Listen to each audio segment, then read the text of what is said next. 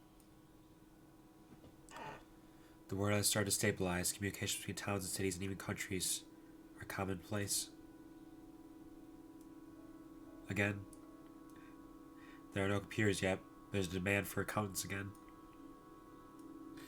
Mac makes a reasonable living doing the books for local businesses around the West Coast.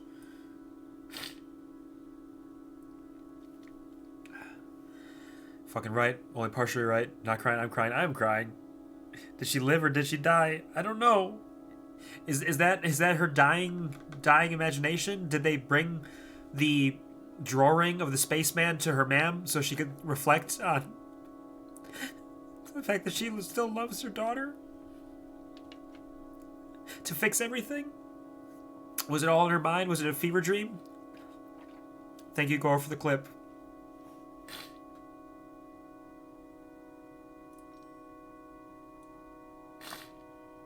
He's setting up a desk plant on his new cubicle desk when he hears the familiar roar of a spaceship outside.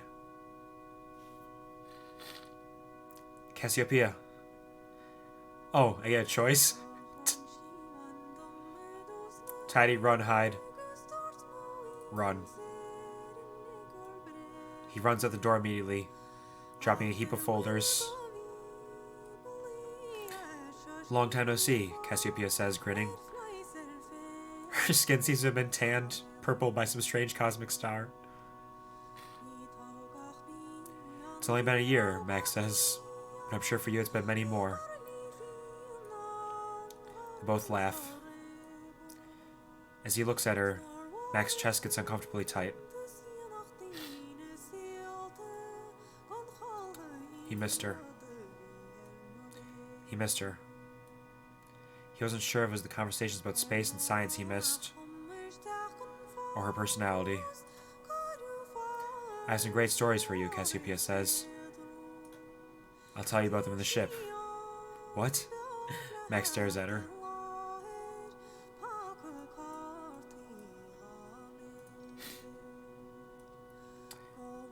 Aren't you coming? She says, surprised.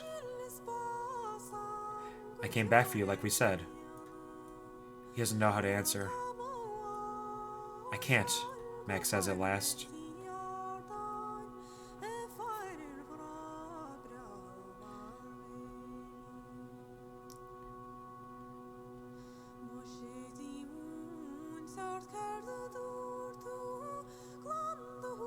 Sometime soon, but not now.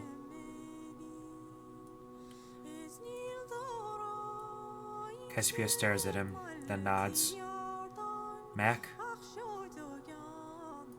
Yeah, Cassiopeia? Whenever you're ready.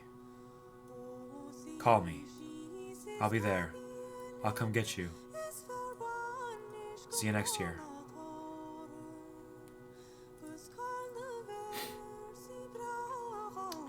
January 5th, 1994. I've been awake for a few days. Eating turkey leftovers, drinking cups of tea, and sleeping. I'm finally able to write without my hands shaking. Today is the first day I feel like myself again.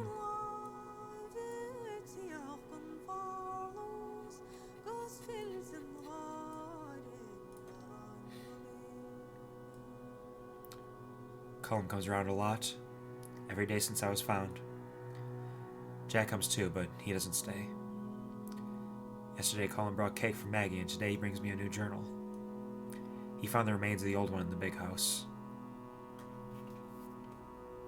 Start over. I'm excited to start over. I was almost full anyway. I haven't seen Shan's, but Colin says he's asking for me.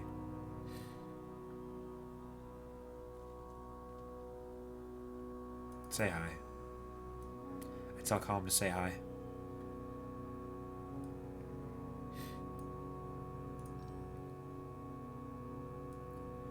We're all still awkward with each other. Jack and Colin too. I think everyone feels embarrassed, guilty, angry, hurt.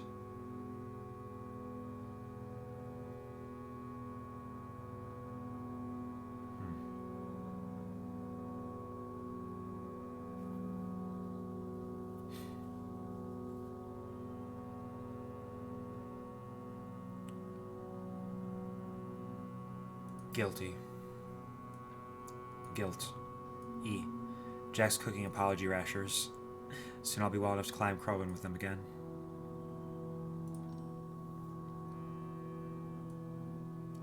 December 31st, 2018. Self-confidence, happiness, permanence, knowledge, remembered.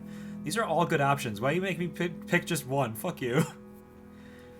Let's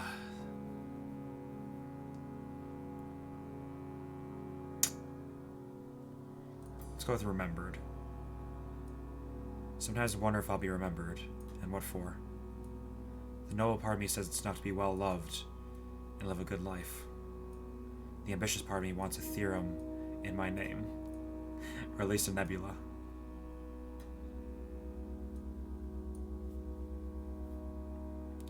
Oh.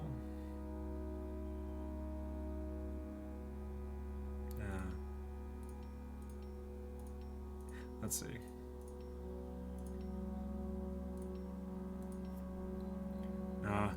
Let's go for, like, vaguely tired, but not like sleeping. Okay,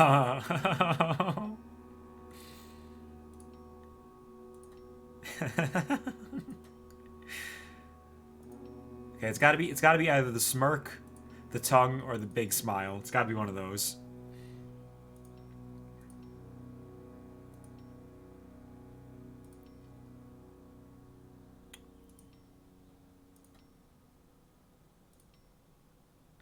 I'm thinking smirk. I'm thinking smirk.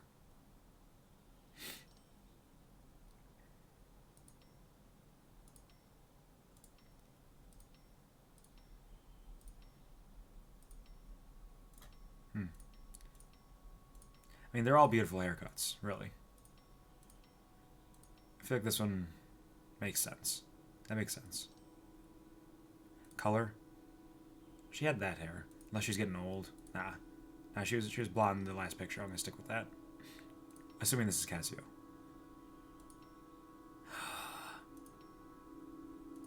What are these even? I can't even... Oh, it's a hair clip. Or a little flower. Oh. I can't tell what these two are. It's gotta be either the space necklace or the flower. The flower's cute. So I'm gonna fucking trip. Oh my god, yeah, this has been a wild ride. It's been a wild goddamn ride.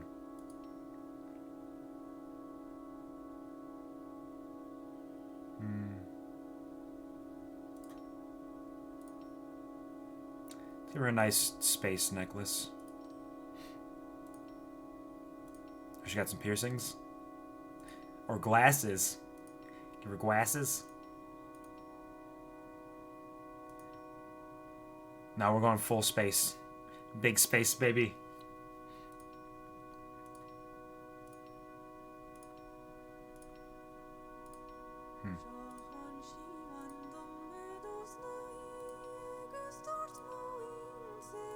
Kind of like...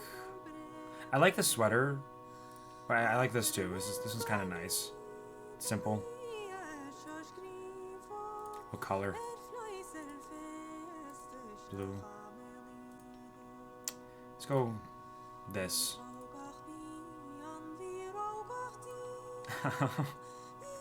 Sweaters are so pretty, it's true.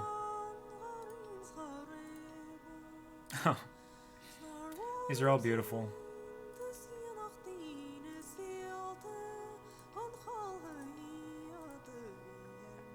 I feel like this is the one that makes the most sense.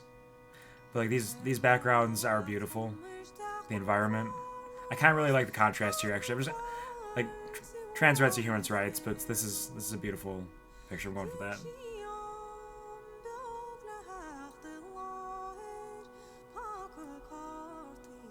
Oh shit. Well, guess I have difficulty writing my own name, huh?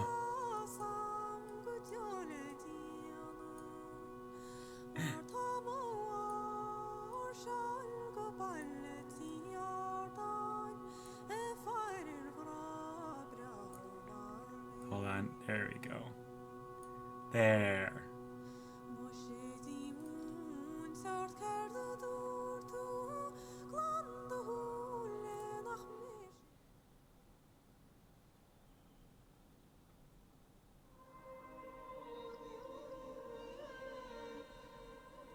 Achievement unlocked, starting on a new page.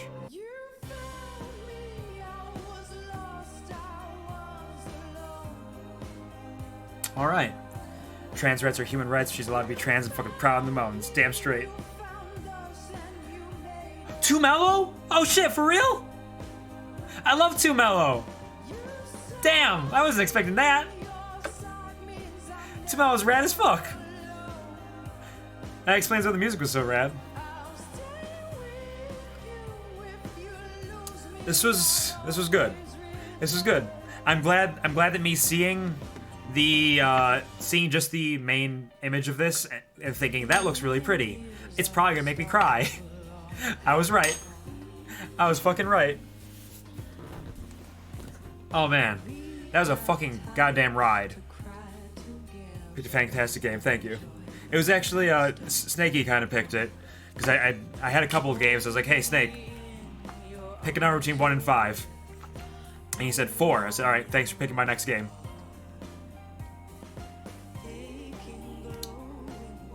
But it was one of the 5 that I had picked to play. God, this is beautiful. I very much enjoyed this. It's also still a little unclear exactly what happened in it, and that's okay. I don't need answers. The journey was enough. Beautiful music.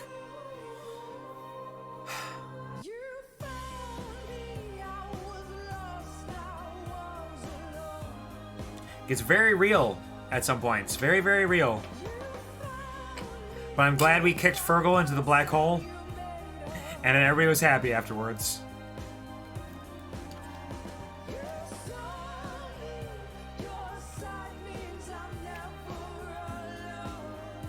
Fuck Fergal. Whatever his name is, he doesn't deserve a name. Whatever it is, who gives a fuck? He's a bitch. See, I'm glad they put Fergal in there so that it was more... It was easier to accept the mother's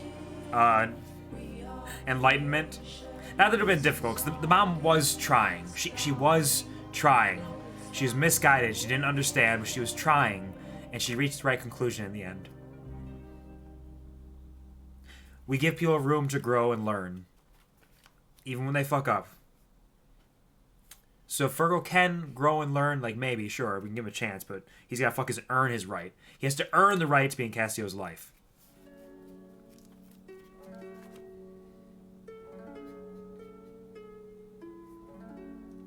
She was trying really hard and we got to watch her try, and that matters. Many parents don't try. It's true. That is the important thing. Thanks for playing. Thank you.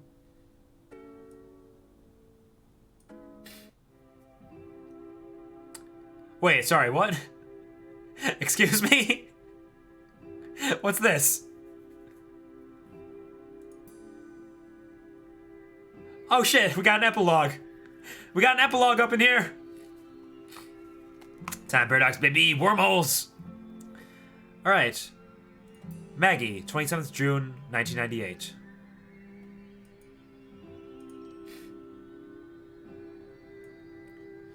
Saturday, 27th June, 1998. We just about make the 6 p.m. train to Castlebar before it leaves. Colm will be on the lash for the rest of the day, and that's not my thing. Out drinking? Yeah. So I'm escorting Maddie back to Ackhill to make sure she gets home safe. I want to make sure she knows we're grateful. She came all the way to Dublin for Pride to support myself and Colm. I don't think she expected the welcome she got. Everyone wanted to march alongside the warm, cuddly granny. She was the center of attention all day. Maggie is still absolutely glowing as she reclines in her seat and unwraps the tuna mayo sandwiches she made us this morning. She asked me what I enjoyed most. Oh, I just got an achievement that says something about... It's in Gaelic. I can't read it. I enjoyed her handmade sign the most. Her waving the placard she made this morning. Be nice to the gays! She mentions the gays sailing a couple nights before. An event where people dance to traditional Irish music in groups moving across the floor together in large patterns, often specific songs that have specific dances associated with them. I haven't danced like that in years, Maggie thinks for a minute, takes off her glasses and polishes them, and sends them back on her nose. When I was young, she says all of a sudden, I knew a German woman, Hilda. She was nice. She taught at my school for a few years. She loved a good Sally. Hilda told me about the parties they used to have in Berlin. She couldn't be herself in Ireland, and I was terribly sad when she left. She would have loved this week. I want to comfort her. I want to go to a Silly so bad. It could be a ton of fun.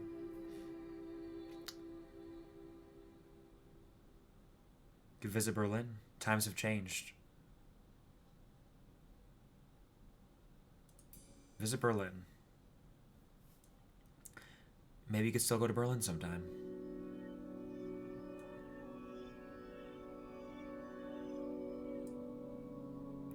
I was pronounced Kaylee. Thank you. They didn't give me a pronunciation for that one.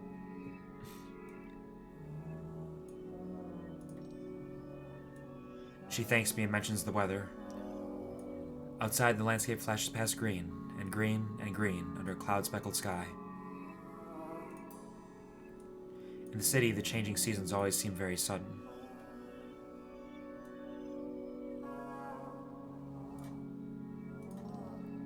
I was surprised they didn't. Yeah, like half of them they did, and sometimes it's like, you're shit out of luck if you don't speak Gaelic. Maggie. Aspiration. Some people might consider Maggie's life to be a sad story, but I admire her. If I get old and stay half as kind and generous and willing to take in lost youth as she is, I'll be very happy. Man, all these choices at the end makes me want to just like, I want to know everything. I want to know everything, you bastards. Ma'am. August 8th, 1994. Ma'am and I drive down to Kiel. The sight of the long, curving beach under the Minone cliffs always makes me feel nice. It took a lot of wheedling to get Ma'am to even think about joining me for a swim, and now that she's here, she's having second thoughts. Glory. You can boast to Fergal that you were swimming before him this year. She shrieks when the waves wash past her. I keep encouraging her, and finally, after a few tentative minutes and one final scream, she gets down. I let myself go and let the waves throw me around. I taste the salt water in my mouth and gasp for breath and enjoy being alive. And most of all, I enjoy sharing with Mom.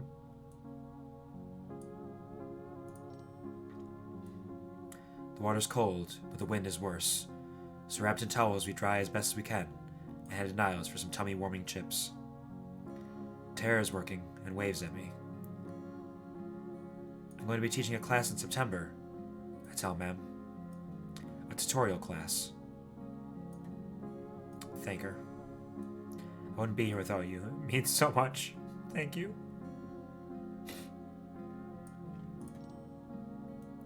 I'm just glad you're happy, she says. If being yourself makes you happy, then that's all I want for you.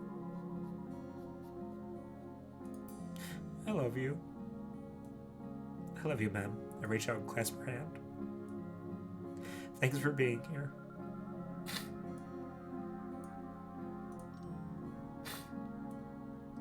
Ma'am. Love. Ma'am and I love each other. We've had our fights and our struggles, but love has always won out. These days, we can even say it out loud.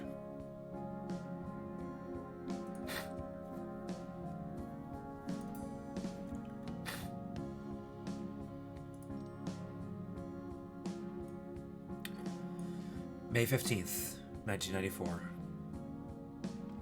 Shan's directions lead me to a bar in Galway, then up the stairs to a tiny room. I can't imagine it fits more than 30 people. The new band don't even have a name yet, but he was really excited for me to come on the phone.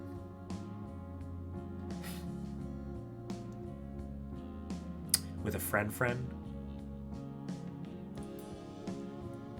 My heart jumped when Lauren said she'd come. She's so fun to be with. The music is so different to what the band she played. It's heavy, but kind of funky, and I find myself dancing without a thought. Afterwards, Chance comes over. He has a little gold hoop in one ear. He's full of confidence. He's on a high after playing guitar. We're full of talk for hours.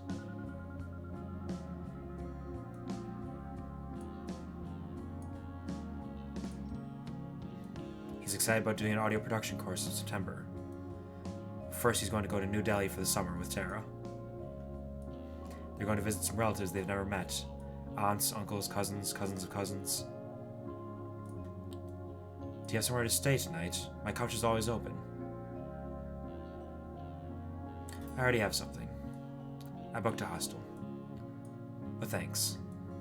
When it's time to say goodbye, give him a hug. I give him a huge hug.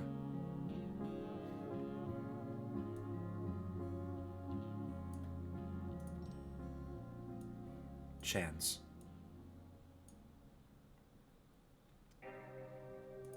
Help. We've helped each other learn and grow. They've taught me a lot I wouldn't have known otherwise. I hope I'd help them in return. I get to choose. I get to choose these epilogues.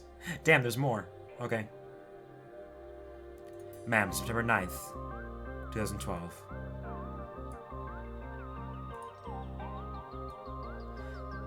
September 9th, 2012. Fergal's baby, Kami, is a lot cuter than I expected. I think she resembles Valerie, but no one else sees it. Valerie is a mousy Donegal woman. She wears a lot of makeup and complains about it. I think she'd look great without it too, but I don't dare say it. The two of us find it hard to make... hey! During the best of times. The christening is uneventful despite all the fuss beforehand. Godmother? Man was furious that Fergal wouldn't make me godmother, but I just wanted her to stop bringing it up. I'm not very holy anyway.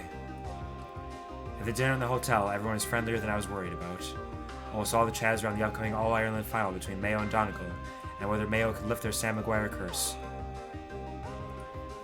Sam Maguire curse. This is a reference to an old urban legend that Mayo, the County Achilles-N, can't win the National Gaelic Football League until all the members of the 1951 team are dead.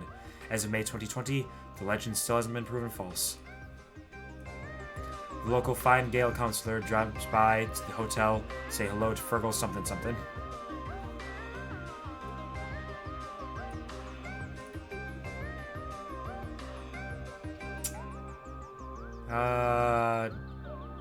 Distant. Me and Fergal are still not very close, but we're polite to each other. He spent years trying to make my mom mad at me for being trans, so I'm happy with politeness. Fuck you, Fergal. Man mentions my book, and sure isn't it as good as a baby. Man mentions my book, and sure isn't it as good as a baby. I'm not sure if she means it or if she's even read it. She falls asleep in the car as I drive us home. Fuck no, no politeness, only violence! Ma'am. Admiration. The older I get, the more I admire, ma'am. She did the best she could with a very difficult situation. If she wasn't perfect, wasn't that just the same for all of us? What else we got? Jack, October 11th, 2014. October 11th, 2014. I'm on the tube on my way to give a public lecture in the science hall when I see him. Standing on the far side of a very full cabin by the door in a tan coat. Jack.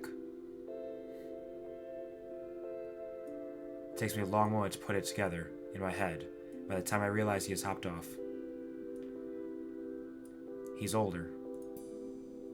He looks old. He's either good looking or he looks old. There's no in between. When did that happen? I got off at Oxford Circus and jogged to get to my lecture. I'm already cutting it close.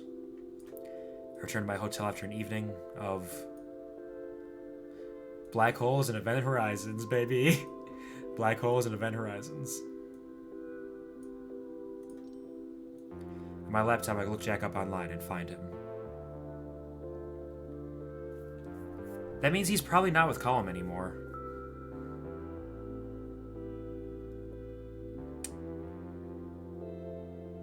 He was kind of a dickhole, too. I realize how weird it is that he's a stranger to me now. I decided it would be too weird to say hello. I lie in the bed with the lamps off. Streetlights peek through the curtains. I can't sleep as waves of feelings wash over me.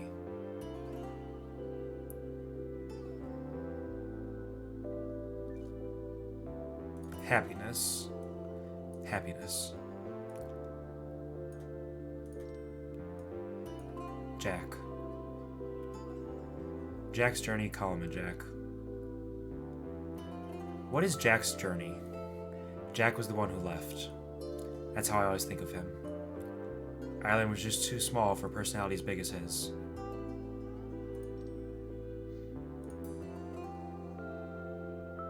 Colum. May 22nd, 2016. Oh, look.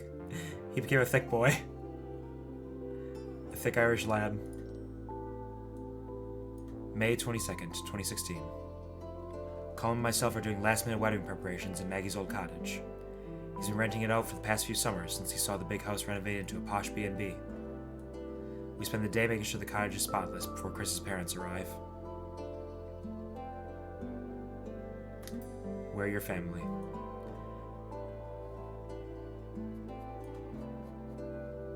Your family are the people who care about you, Colum, and we'll all be there.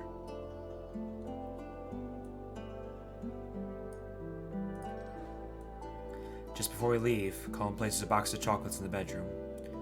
Chris loves surprises, and hopefully his parents do as well. Colum has always fallen for spontaneous people, and when I tell him, he smiles. He says Chris is... exciting, sure. Good at keeping him on his toes. Why not? We wanted to have our wedding today, Colum says, in celebration of the referendum last year, but it was booked out everywhere. He asked me if I will ever marry. Marriage is a sham. Damn, Cassio. I mean, you ain't wrong.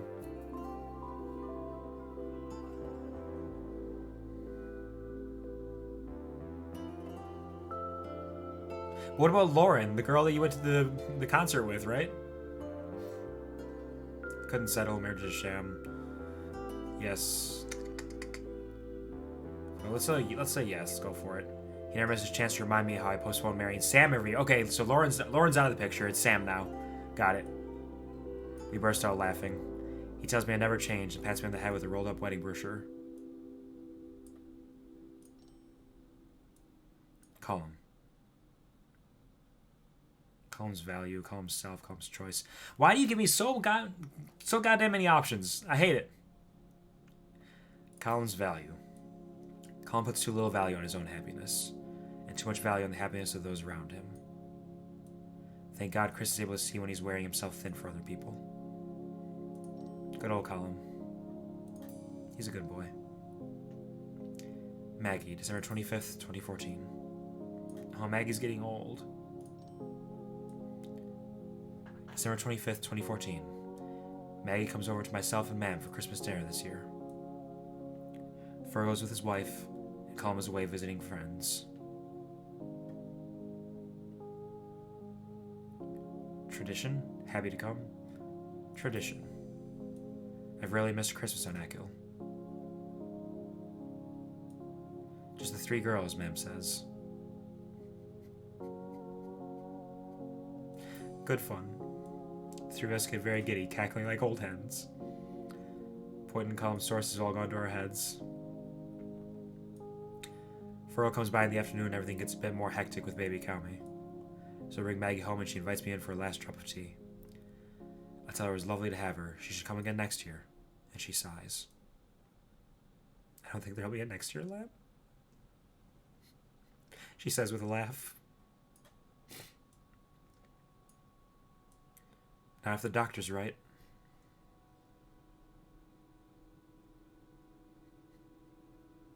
Hope. Don't say it like that. I'm sure you've been through much worse. Oh, the flowers. She looks out the window. The only thing I want to do is preserve all my old photos It'd be such a shame to lose them. I tell her about how I can digitize them, and she loves the idea. We open all the presses to find every last album she has. That night I start to look through them. There must be 1,000. My favorite is...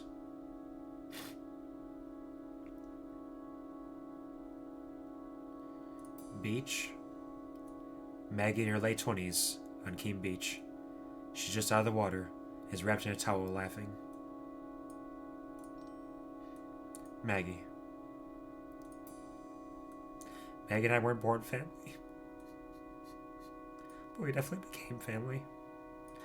Even men accepted her in the end. Maggie is good people. Good old Auntie Maggie. Wait, hold up. Okay, right. It's the last one. June 13th, 2015. You guys start the music again? Fuck you! Why are you doing this to me? Goddamn video game! This evening, there's a variety show of trans performers and artists. The walls of the small cafe are covered in art. The place looks amazing. I'm helping Sarah set up in the late afternoon and carefully carrying a big stack of plastic chairs over loose cables when Anu walks in. They help. It feels like old times. We communicate wordlessly. I get them to help me set up chairs, and then they put out the biscuits and make tea. A couple hours later, and the place is buzzing. The audience is a wide mix of people, some dressed to the nines and some shrinking in the corner.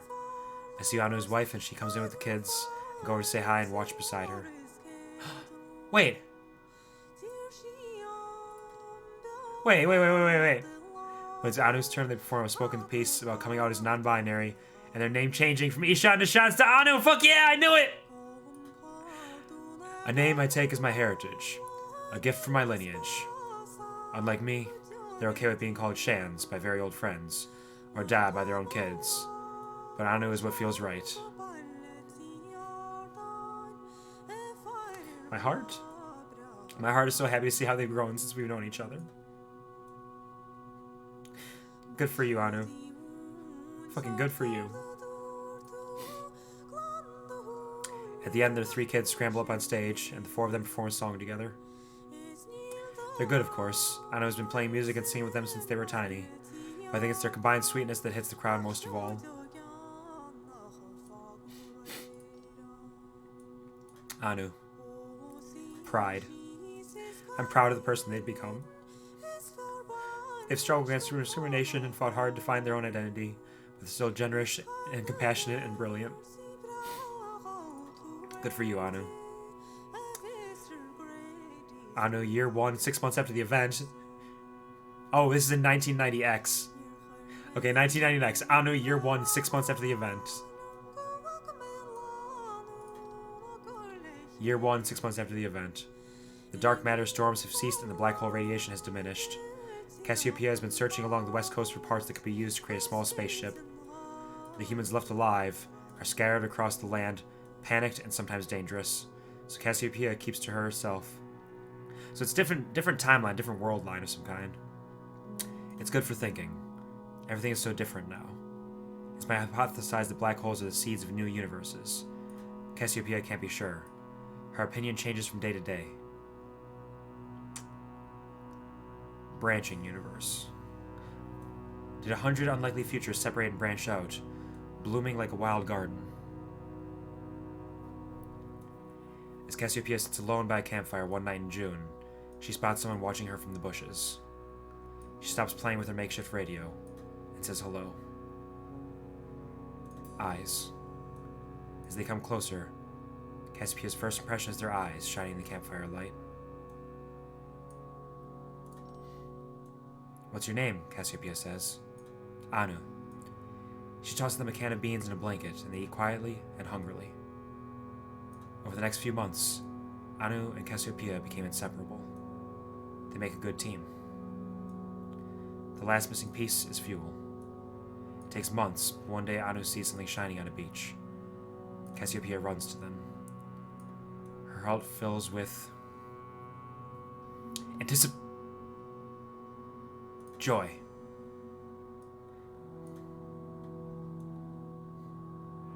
Gotta pluck food off the drive-thru. It's nugget time. I love you. Yes, absolutely. Thank you for sticking around for as long as you have. I hope you enjoy your time. Go get some food. I may be over by the time you come back. Have a beautiful night. I love you. It only takes a few more days to have the ship ready to leave Earth. Anu's gotten quiet again. I guess you'll be leaving now, they say, looking down at the ground. Yep, Cassiopeia says. We're leaving as soon as I've done my last safety checks. There's room for 2 if you want to come. Their eyes light up, and Cassiopeia sees them really smile for the first time.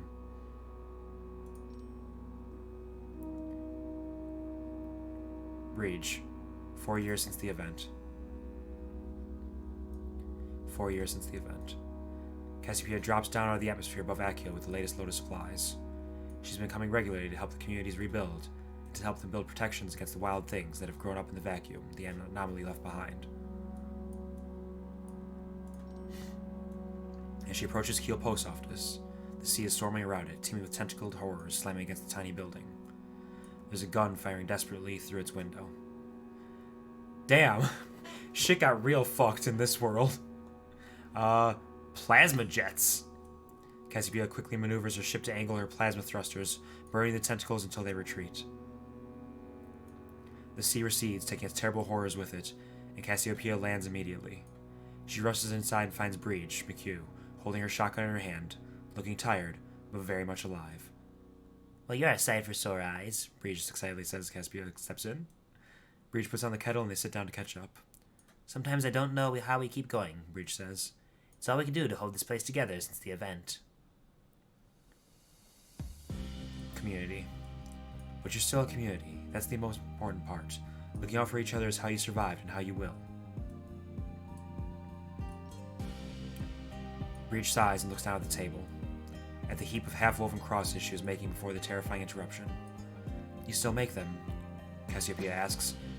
Every year. It's almost February now. I get them out around the villages for people to hang up. Tradition is important. Maybe someday soon they'll start calling you Saint Bridget, Cassiopeia says and smiles.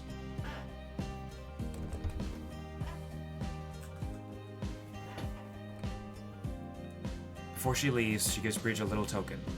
One extra thing she squeezed into the cargo hold. A book. An encyclopedia by a rebel anti-authority publisher about distant stars and strange evolving worlds, so she can know that people all around the galaxy exist and thrive.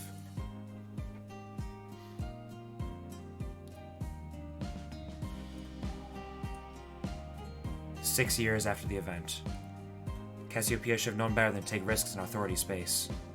But here she is with an airlock staring her in the face, and her final moments closing in all too quickly. Damn. Revenge, lost shipment, Anu. Anu. She thinks about Anu. It'd be nice to talk to them one last time. The bone-freezing cold of space hits her in the face, and she closes her eyes. And then... warmth?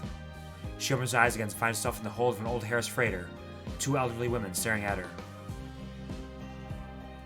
Who are you? Welcome to CS Echo Sound.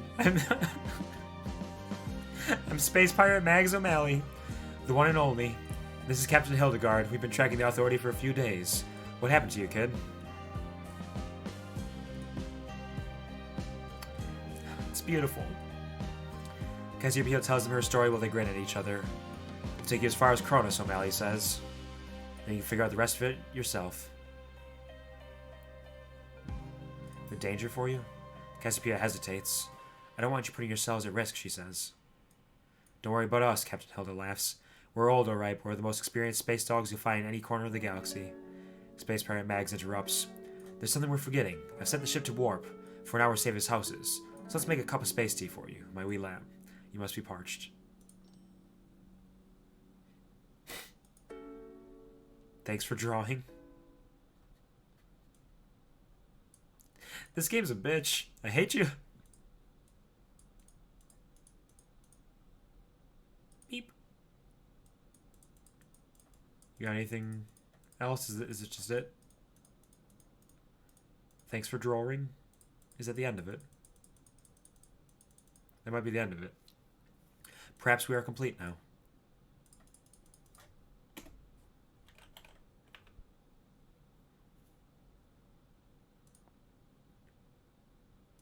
Planet X.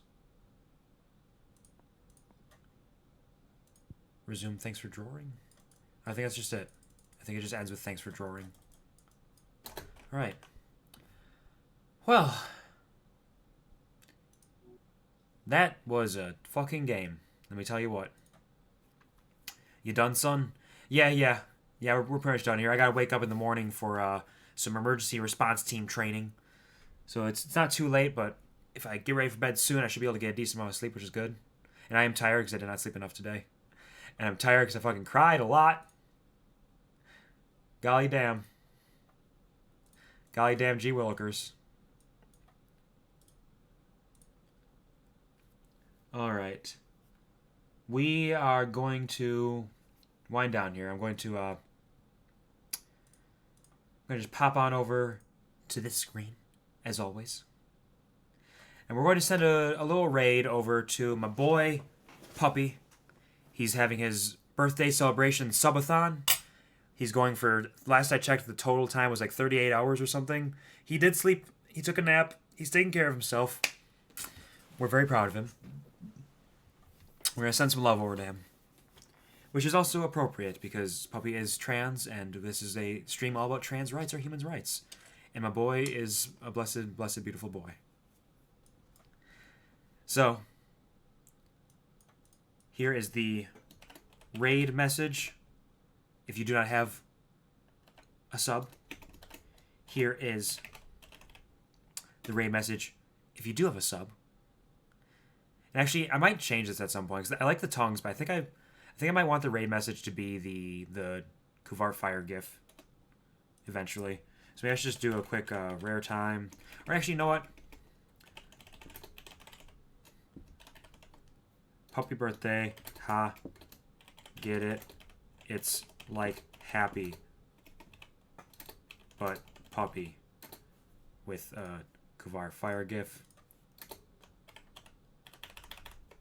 There's the raid message. If you have the sub.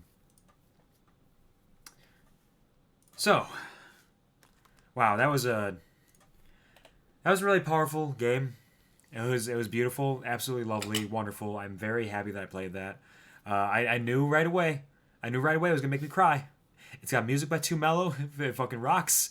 It's got that really amazing aesthetic. The whole thing about like erasing and then writing at the end, the way it turns around, twists it, the story, the heartfeltness, the love, the growth, the realness. That's a real fucking story, despite the 1990X aspects of it. It's still very real. So, damn. Thank you all for sticking around. Thank you for those who stopped by for a while to hang out and listen to me read a story to you in this way. Thank you to those who stuck around the entire time. Thank you to everybody who stopped by to say hello. Thank you to the lurkers. You are my lifeblood. And as always, never forget, I love you, and I'm proud of you. Thank you, Tintin, for the jump scare. I did see it pop up, unfortunately. I saw the alert pop up, so I knew it was coming. I'm sorry. We're just ending stream right now, Tintin. We're gonna go raid Puppy. He's doing a birthday subathon, but thank you for stopping by. I hope you had a wonderful day. Thank you for being here, and thank you for the jump scare attempt. I appreciate it. But yes, we are ending right now. We're running out. So as always, never forget that I love you and I'm proud of you. Thanks. Me too.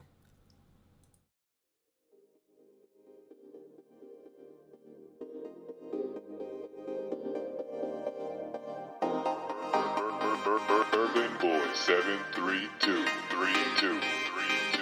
Somebody's getting